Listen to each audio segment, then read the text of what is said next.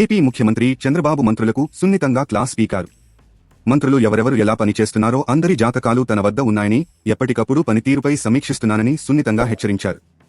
నిన్న జరిగిన కేబినెట్ భేటీ సందర్భంగా సీఎం చంద్రబాబు కీలక వ్యాఖ్యలు చేసినట్లు సమాచారం. మంత్రులు సచివాలయానికి, క్యాంప్ కార్యాలయాలకే పరిమితం కాకుండా క్షేత్రస్థాయిలో పర్యటించాలని సూచించారు. ఇన్ఛార్జీలుగా ఉన్న జిల్లాల్లో కూడా విస్తృతంగా పర్యటించాలని తెలిపారు.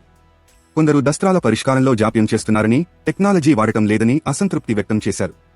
6 నెలల పనితీరుపై నివేదిక ఇవ్వాలని కోరితే మంత్రులు రామానాయుడు, సంధ్యారాణి, కొండపల్లి శ్రీనివాస్ మాత్రమే ఇచ్చారని పేర్కొన్నారు.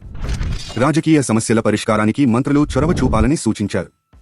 ఇన్ఛార్జీలుగా ఉన్న జిల్లాల్లో 3 పార్టీల మధ్య సమన్వయం బాధ్యతలను మంత్రులు తీసుకోవాలన్నారు. మంత్రుల పనితీరుపై ఐవీఆర్ఎస్ సర్వే చేస్తున్నట్లు చెప్పారు.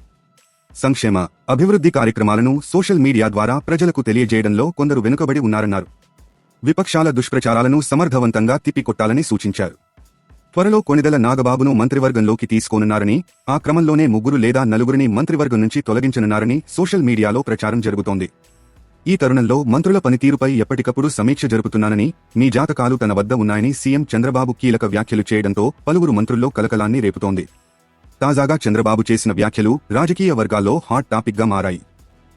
తాజా సమాచారం కోసం లైక్ చేయండి, సబ్స్క్రైబ్ చేయండి, నోటిఫికేషన్ల కోసం గంట సింబల్ ఆన్ చేసి పెట్టండి.